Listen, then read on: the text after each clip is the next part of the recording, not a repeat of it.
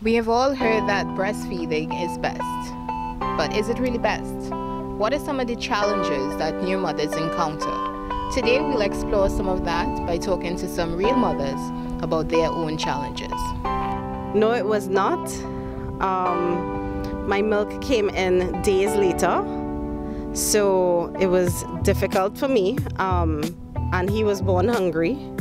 So he was trying and frustrated. His hand was in his mouth as he came out. So unknown to me, the nurses actually had to give him formula because he was just crying nonstop. When asked, was breastfeeding what you expected, Mckayda Augustine said no. I had problems with my baby latching, and as such she started to lose weight.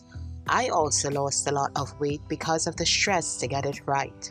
I eventually heard of the Breastfeeding Association of Trinidad and Tobago and went there for assistance, and eventually found the right balance. I'm still breastfeeding. My daughter is 2.5 now, and she will not let go. I have had to supplement with formula in times when I was just too exhausted to breastfeed and I just needed a break. I breastfed as much as possible for 4 months. And yes, from day one I had to supplement with formula because at no point did I get a full amount to satisfy him. He, at max I would get like 3 ounces, and he was not satisfied with that at all. So even if I gave him breast milk, I would have to then give him a bottle right after. When asked how long did you breastfeed for, Stacy and Sorias said, I breastfed for an average of 3 months, but I then realized I wasn't producing enough milk to satisfy my daughter, so I had to supplement with formula. However, it made my reintroduction to work easier because she was weaned off of breast milk before I returned. At first, yes, because, you know, breast is best, but then I thought about it and realized that if he's hungry, he has to eat, just like any of us. So I had to do what I had to do at that point in time, which means he had to get the formula.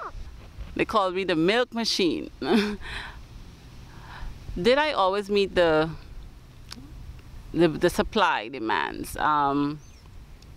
Yes, I always did. The more you breastfeed, the more you get. And I had a lot of close contact with my child during the first year, so it was pretty easy for me because I fed on demand. I pumped as well, but I mostly fed on demand, and that demand was almost always.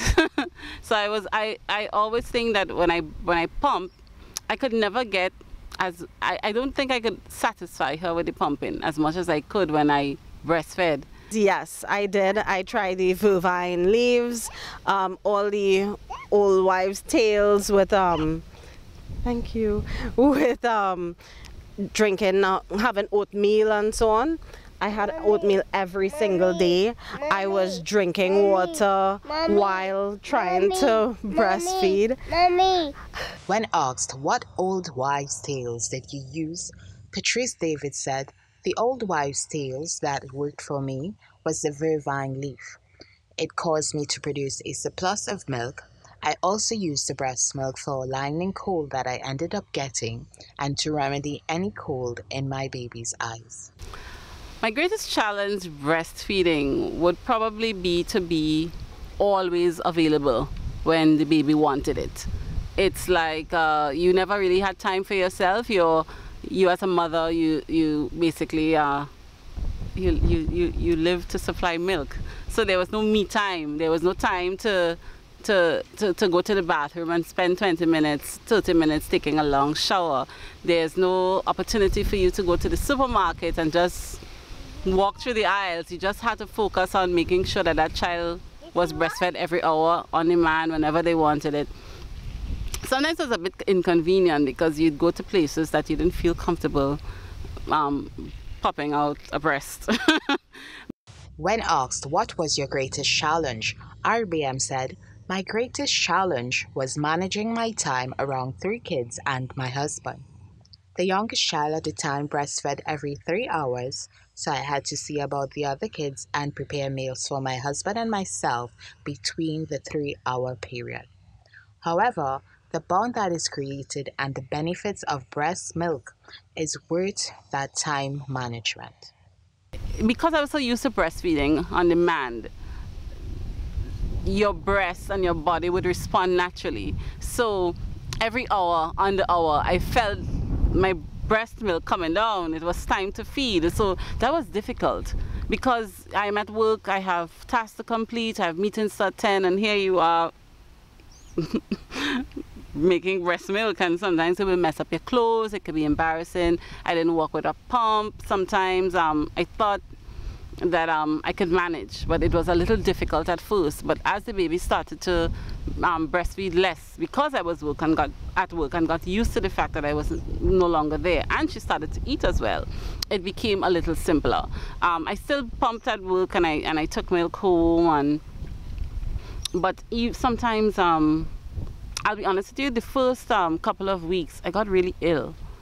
I did not pump at work, and I didn't think it was that serious, and my breast became so engorged that it was painful, and I got a fever, and I had no idea why it happened. But then a coworker told me that is because you're so used to breastfeeding that you began to develop mastitis.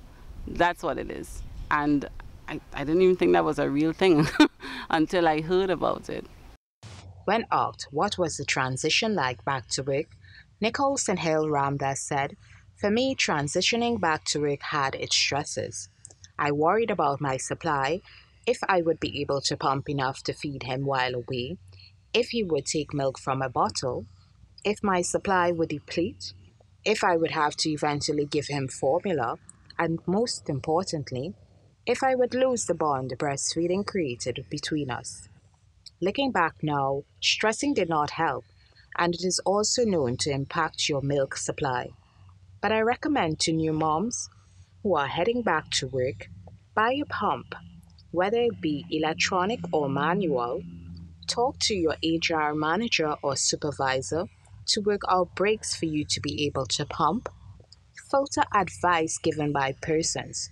Everyone would want to have a say, but be selective. And go easy on yourself. You are only human, and with time, you will get it right." There were some days when, you know, the frustration as a new mom, you're thinking you're not getting it right, and trying to juggle everything, thinking that, you know, this is life. If everybody did it before me, I could do it too. And even though, yes, I have the support, it's still, you know, 1 or 2 days it could get to you, which I think is normal. I wouldn't consider that to be postpartum depression. Yes, I think I suffered from postpartum. I think what helped me with that is actually going back to work. It's helping me to overcome my postpartum depression. Going back to work helped because I was now surrounded by people. I had a lot of time to think about other things other than my depression. And because I just had the baby, I felt so different myself. I felt so alone. I felt alone even though I had a baby with me. I felt drained. I had a lot of body pains and joint pains that I couldn't explain. I started to exercise and go for walks in the afternoon with the baby and try to bond with her and focus less on being sad and more on interacting with people and the baby in a more positive way. And that really helped me to deal with how I felt. And going back to work was amazing. It was a good challenge because now I, as I said, had a time to refocus my thoughts onto something that was not the baby and not myself? Of course. Breast is best. That's why I tried so hard and felt guilty not being able to.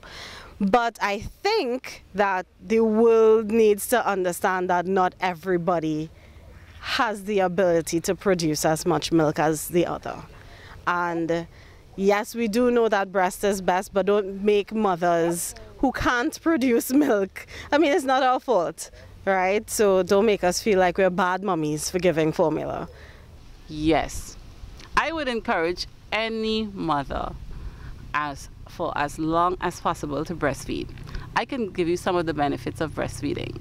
My daughter is 2.5 now, and I can't say that she's ever been sick. I can say with confidence that I have never had to sit with a baby, and I don't know what it's like to sit up with a child all night who's suffering from a fever. I don't know what it is like to have a child that constantly has a runny nose. I am really blessed with that. And also the fact that she is not at school yet, so she does not interact with too many children, which has its pluses and minuses. But she has never really contracted any major flu or cold, and I really believe it's because of the breast. And also her speech, it develops so quickly, and her sharpness, very intelligent, very sharp for her age, and progressing very nicely for her age. And I think, you want to go on slide? Progressing very nicely for her age, and I think her overall health is fantastic, and I think breast really contributed to that. I don't think that there's any other experience that is greater than that, and it's so intimate because it's just you and that child. Only you and that child share that special bond. A lot of women, and I know how that feels, they think about how much their body has changed, especially the breast area after breastfeeding, and become a bit self-conscious. I am. My breasts have changed a lot, you know, since I started to breastfeed. But if it is that you have a partner that is supportive and understands the changes that happen with a woman when she has had a child, it's a little easier to cope with psychologically for a woman. When asked about the physical challenges associated with breastfeeding, Tell It Mama blog says, my physical challenges included being sore and bruised from my son latching on strongly. I also endured scarring and cracks on my nipples, but when they healed, it created an elongated part in the nipple, enhancing feeding for my baby. I often cried but reminded myself that breastfeeding was best for my baby. The nipples now are a bit limp, but generally everything is back to normal. Once you've tried, because I tried to, use the vervine leaves, the oatmeal, all the different types of natural remedies and so on. Once you try, and even if it doesn't work out, don't feel bad about it. You have tried. I always believe that instinctively a mother knows what is best for her and knows what is best for her child. So she'll make those decisions, and it comes naturally, especially if you want to get that connection with you and your child. It comes something so natural.